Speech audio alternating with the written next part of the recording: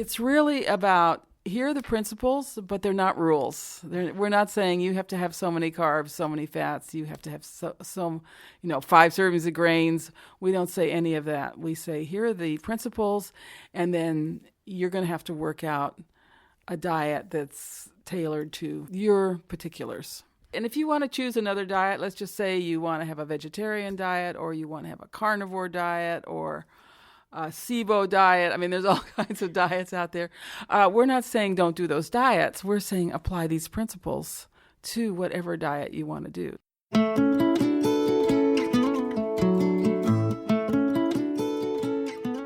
From the Weston A. Price Foundation, welcome to the Wise Traditions podcast for wise traditions in food, farming, and the healing arts. We are your source for scientific knowledge and traditional wisdom to help you achieve optimal health.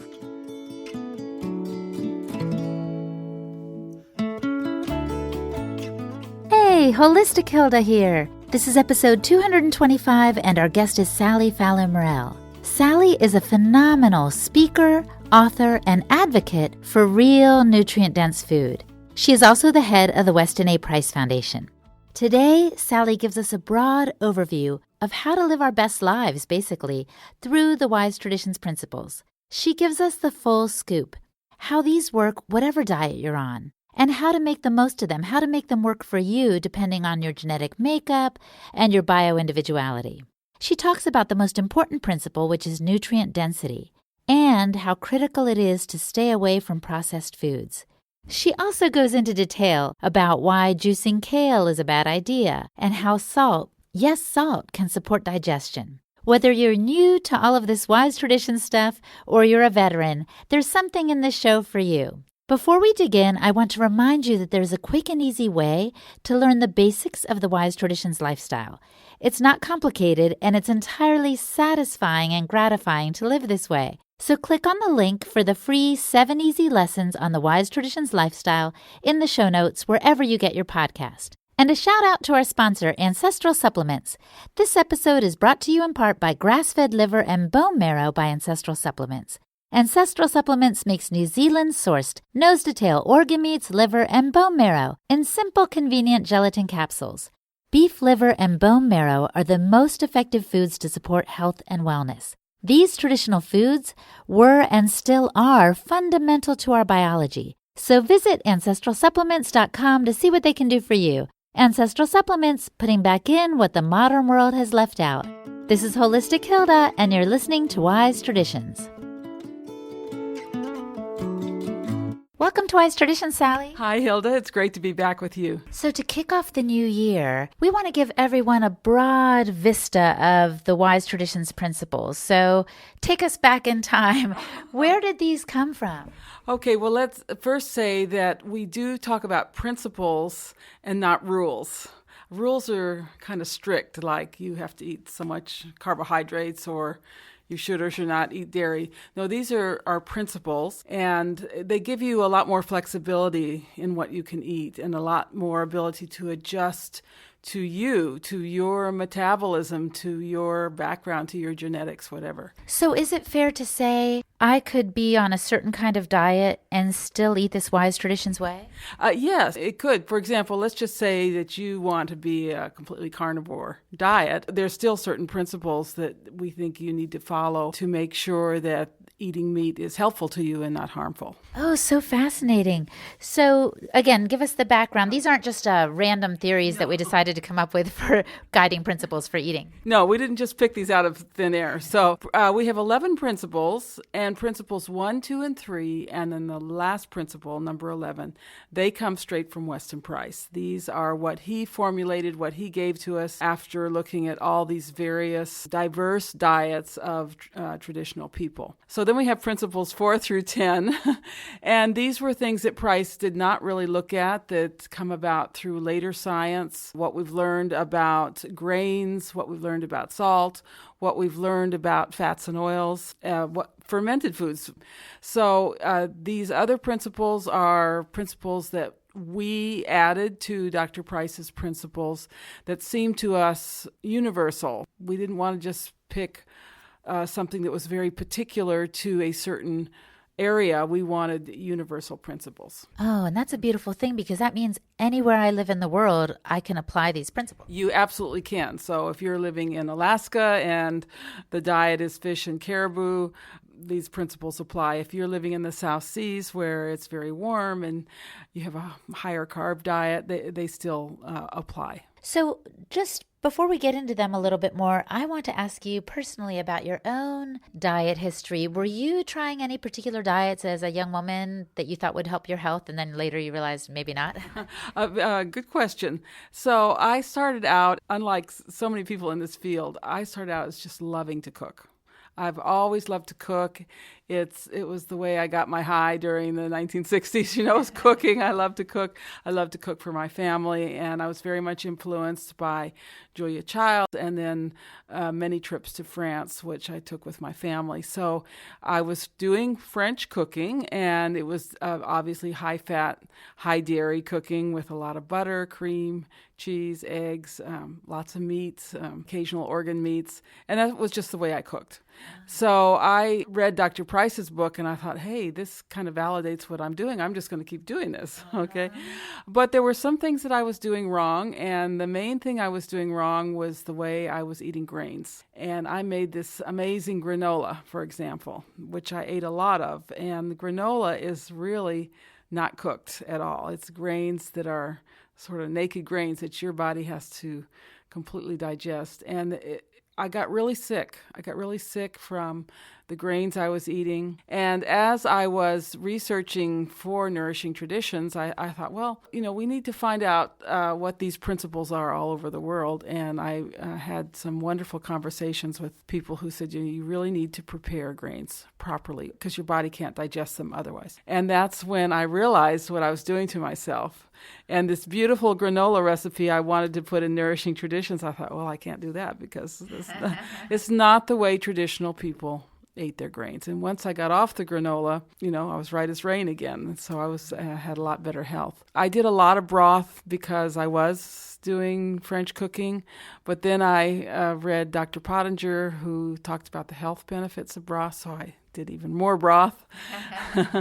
And the fermented foods was another discovery that really helped my health. In fact, all of these principles, as I added them to my diet, I just found that I went from strength to strength. I had a lot more energy, fewer digestive problems, slept better, more mental acuity. So they worked for me. They were actually sort of applied on top of what was actually a good basic diet. So here I am spreading the word so other people can benefit. Well, I'm so grateful. We're all so grateful because when you said going from strength to strength, that's the opposite story of a lot of people today, Sally. Yes, I've seen my health improve. Even now I can say my health is improving because I'm doing these things more and more. So, and we get hundreds of letters and emails from people saying, this diet really worked for me. I feel healthy. I have energy. I can do the things I want to do. So it's not just us preaching, to thin air. It's a diet that really does work. Absolutely. And the idea is to eat in a way that nourishes our bodies as our ancestors did. Yes. So actually, I think there's two overriding principles. One is the principle of nutrient density, which is actually principle number 3 that Dr. Price formulated. But I think the second principle, and this is where we differ from so many other groups, is making those foods digestible. And here you really have to look at the cultural culinary traditions of all these different people. They may have had a certain bean that grew in abundance, but the bean was toxic. So they knew how to prepare this bean so the toxins went away and it was digestible for people. This is really key. The human being doesn't have a very complex digestive system compared to other animals.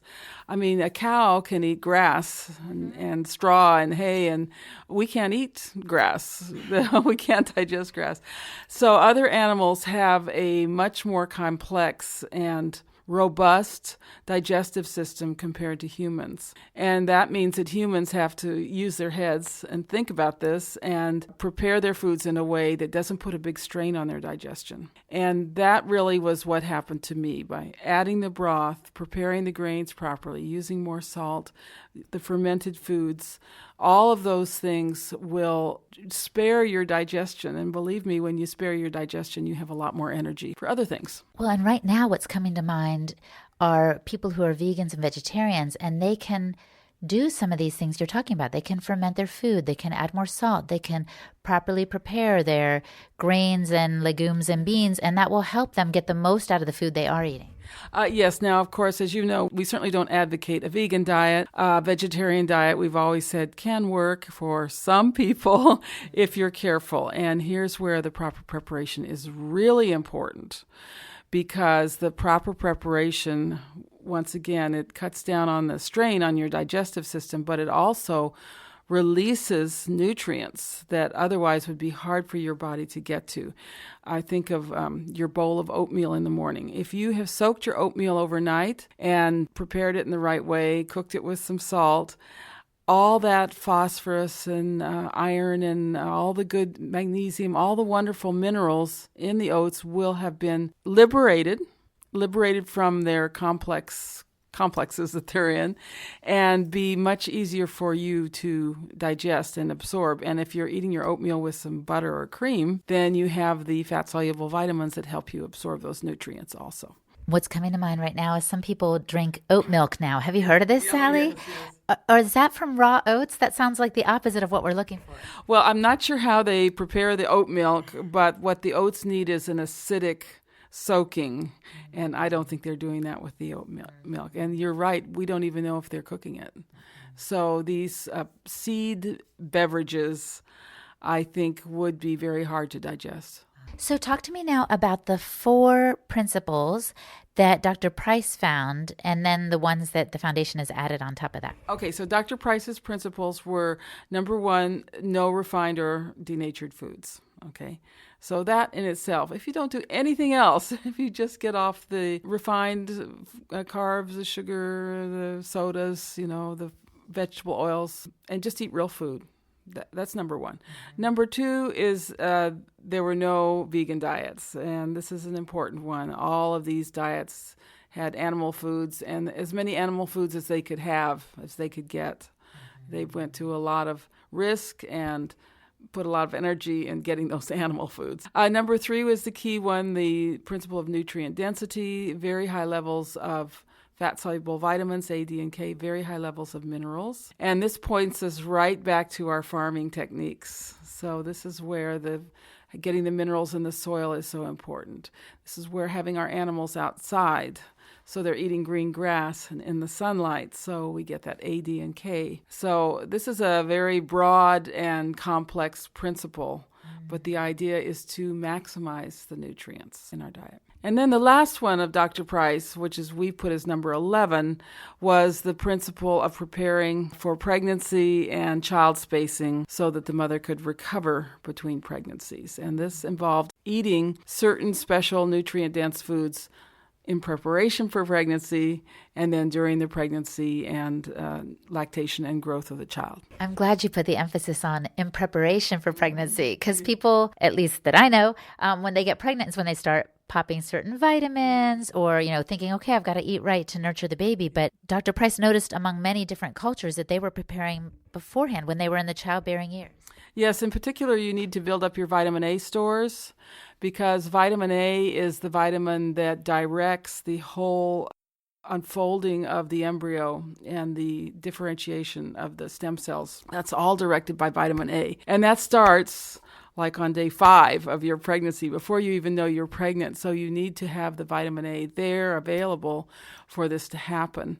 And to me, it is absolutely fascinating that these people all over the world, separated by thousands of miles, they weren't scientists, they didn't know what vitamin A was, but they just knew instinctively that they should eat foods like liver and fish eggs and butter before they got pregnant. There was these periods of special feeding. And this principle is so completely supported by the science. It almost gives you chills when you think about it. You can't get vitamin A stores from just a vitamin pill, can you, Sally? Well, we are always suspicious of vitamins in pills. The vitamin A will be just one isomer. It's made in China. There is actually some evidence coming out that the vitamin A that's manufactured like that can be toxic.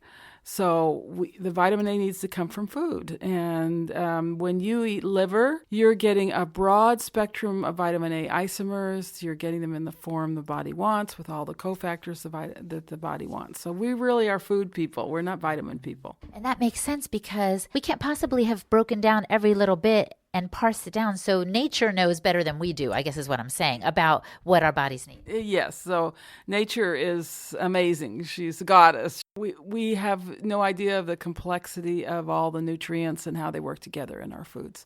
And again, a lot of it has to do with preparation. And I'll tell you a wonderful story. I had a Hungarian friend, and we were talking about eating liver. And this was calf's liver. And calf's liver is very high in vitamin A, but it has no vitamin D in it. And she said, in Hungary, we thought there was something missing in liver unless we cooked it in lard. Isn't that amazing? Well, lard is full of vitamin D, and that will provide the balance to the vitamin A in the calf's liver. So here's just one example of a culinary tradition that she had no explanation for, but of deep-seated feeling that you had to cook your liver in lard. And now we have the scientific explanation for that. Coming up, Sally dives into the principles related to food preparation and digestibility. This approach is super important if we want to make sure we get the most out of the very food we're eating. You're listening to the Wise Traditions podcast from the Weston A. Price Foundation. We pause now to recognize our sponsors. Hey, we have a simple way so that you can learn more about the Wise Traditions lifestyle and have it at your fingertips.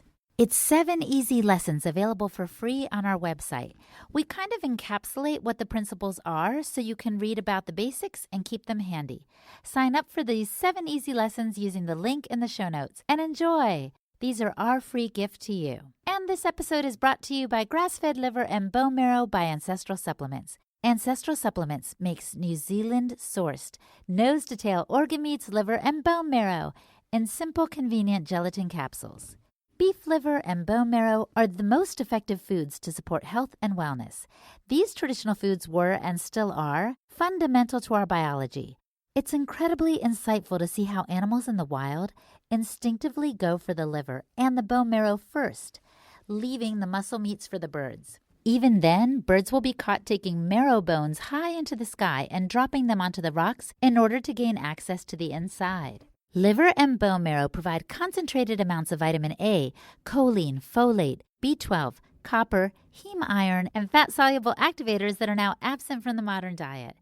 This nourishment is known to support methylation and fundamental health. So visit ancestralsupplements.com to see what they can do for you. Ancestral Supplements, putting back in what the modern world has left out. This is Holistic Hilda, and you're listening to Wise Traditions.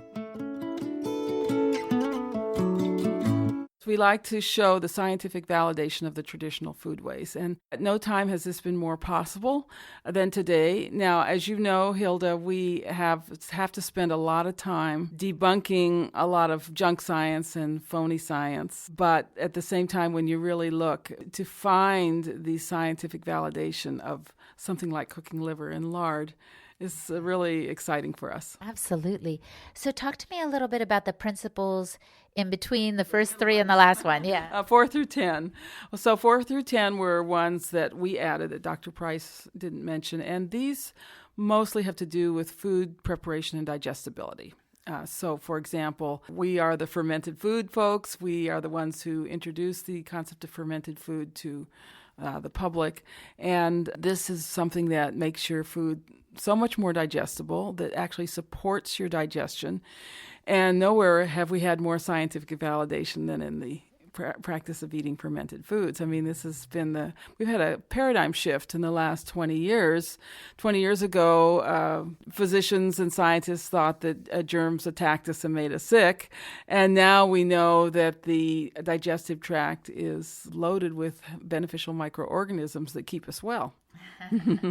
And now you can walk into your local grocery store or convenience store, and they'll have kombucha or they'll have other fermented drinks because, yes, you're right. Science has validated it, and people are moving in the right direction. That's exciting. And they feel better. They feel better drinking a kombucha than a Coca-Cola. They feel better when they eat a little sauerkraut with dinner. So all of these fermented things are coming along. Fermented milk products also are really coming to the fore. Things like kefir and all these, even something like sour cream is a wonderful food. And so then the proper preparation, I guess, of grains, nuts, seeds, and legumes is another one of the principles. Yes, that's another principle, and this can make a huge difference in someone's life. They can't figure out why they just don't have a lot of energy or they get a tummy ache, and properly preparing your grains, nuts, and legumes is really the way to go. So that means you soak your oatmeal overnight in an acidic medium. You're not eating breakfast cereals. This means sourdough bread, and especially the whole grain products. They're very hard to digest. They're kind of like a lump in your stomach unless you have fermented them, as in the sourdough process. Okay, and what are some of the other ones in between here? Tell me another principle. Well, salt. I got in quite a debate, an internet debate recently, and someone said, well, the American Indians, Native Americans, they didn't use salt. But actually, there was a huge salt trade in North America. It came from the Ohio Valley. There were salt springs, and also the Southwest, they had salt. And there were actually Native American families that did not belong to tribes that did the salt trade. And I have a theory about why they succumbed so quickly to disease. And I don't think it was the blankets. I think, the Spanish came first to the Southwest, and I think they disrupted the salt trade. In fact, they wanted that salt. They grabbed that salt. Salt was really precious, and you can read about some of the first explorers in the Southwest that they wanted that salt. So it disrupted the whole salt trade, and I think what happened was in the East, they weren't getting salt anymore, and it really made them succumb very quickly to disease. Wow, that's fascinating, and that's not something you hear now. You actually hear people saying lower your salt intake across the board. I think we have been pretty successful in keeping that from happening.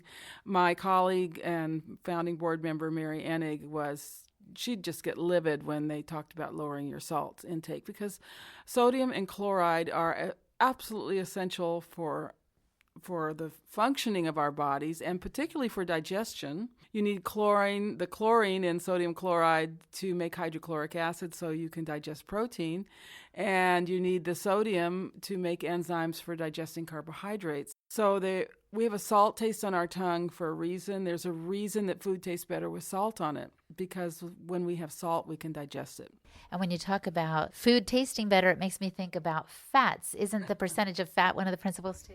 We don't give an absolute percentage of fat because, let's face it, you can find traditional diets that were low in fat, and you can find traditional diets that had up to 80% of calories as fats. But what you do need are the fat-soluble vitamins. So even if you're eating a low-fat diet, if the foods that you're eating are organ meats, you're going to get those fat-soluble vitamins. And when we don't eat a lot of fat, our bodies definitely need fat. We need fat, saturated fat, to make the membranes in every single cell in our body. But the body has a backup plan, which is to turn carbohydrates into fat. So one of the things I'm very concerned about are diets that are low in fat, lots and lots of lean protein, but also low in carbs, because then the body has no way of making the fats it needs. And you actually can't stay on this kind of diet. You'll develop cravings and, go out and eat potato chips or carbs or something to get the fats that your body needs. So it sounds like it's not so much, like you said, a percentage of fat we need to be eating, but the right fats. And the right fats. And unfortunately, what happens is that people are eating a lot of industrial seed oils. That's their fats, and these oils are extremely toxic and cause cancer for one thing, and heart disease. So that's why one of the first things you say is get your fats straight, right? Yeah, get your fats straight. Yeah, eat the right kind of fats. What about cooking, Sally? Does that release nutrients in our food? What's the principle on that? Well, all traditional cultures cooked. some or even most of their food, particularly the plant foods, leaves like kale is one of my favorite examples because people are eating the kale all wrong. They're eating it as chips or as juices. Your body cannot digest that raw kale, and it's got a lot of oxalic acid in it that will block calcium, and not a good idea. But they cook their leaves, they cook their grains, they cook their legumes. As for the animal products were eaten both raw and cooked. I think it's very interesting that every traditional culture, they did cook, but they also had some raw animal foods. It was either raw fish or raw meat or raw milk. And so, yes, you definitely need some raw animal foods in your diet, but you also can eat cooked animal foods. What about raw veggies? Aren't there people that mostly eat raw veggies? I don't know of any cultures that eat a lot of raw veggies. I can't think of one. The vegetables were mostly cooked.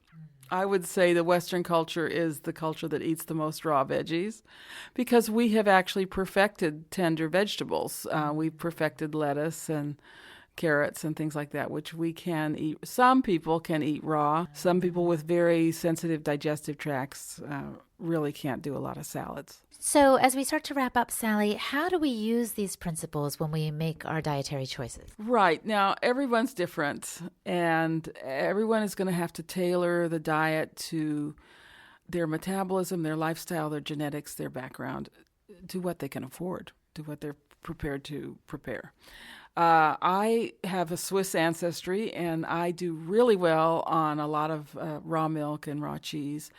Other people, that would be a death diet for them. So it's not like we're telling people you have to eat dairy. What we say is, if you want to include dairy in your diet, this is how you do it. Now, some people really can't do a lot of grains and carbs. They have too sensitive digestive tracts. Maybe their ancestry is from more northern climates or, say, from the South Seas, and they didn't have grains in their diet. So these people would have to hold back on the grains. But if you do eat grains, and most people do, and they're a nice thing to eat, then here is how you prepare your grains. So this is not, or another example, some people do really well on a high-fat diet. I'm one of those people. But other people get very nauseous and weak on a high-fat diet. So we don't tell you the percentage of fat to have in your diet. We just say make sure you're getting all the nutrients you need, one way or another. So it's really about, here are the principles, but they're not rules. We're not saying you have to have so many carbs, so many fats, you have to have some 5 servings of grains. We don't say any of that. We say, here are the principles, and then you're going to have to work out a diet that's tailored to your particulars. I hope our listeners find this freeing. I know I do. It's like I can work within this framework for a healthier me. That's right. And if you want to choose another diet, let's just say you want to have a vegetarian diet, or you want to have a carnivore diet, or a SIBO diet. I mean, there's all kinds of diets out there. We're not saying don't do those diets. We're saying apply these principles to whatever diet you want to do. Now, I do. Someone might say, well, my diet is just kind of an American French diet, but I apply the principles to the diet. Excellent. Well, you are a living testament to how great these principles are. So thank you for your time, and we look forward to talking to you next. And thank you, Hilda. And just for our listeners, we're going to have each month, I think, in the year devoted to one of the principles and kind of expand on them, look more carefully at why we should follow this principle. What a great gift. Thanks so much, Sally. Thanks, Hilda. Thanks for having me. Our guest today was Sally Fallon Morell. Check out her website for her blog, nourishingtraditions.com. And please share this episode on social media so more people can learn from the wisdom of the past. You can find me at holistichilda.com. And that's it. Thank you so much for listening, and see you next time. On behalf of the Weston A. Price Foundation, thanks for listening. We have many free resources to support you on your health journey. Visit westonaprice.org to find podcasts, articles, videos, and more. You can also find a local chapter near you for help in finding sources of great food. We invite you to support the Foundation's mission of education, research, and activism by becoming a member. Thanks again, and take care. Wise Traditions is a project of the Weston A. Price Foundation for wise traditions in food, farming, and the healing arts. The content on this podcast is provided for informational purposes only and is not intended to substitute for the advice provided by your doctor or other healthcare professional. It is not intended to be, nor does it constitute healthcare or medical advice.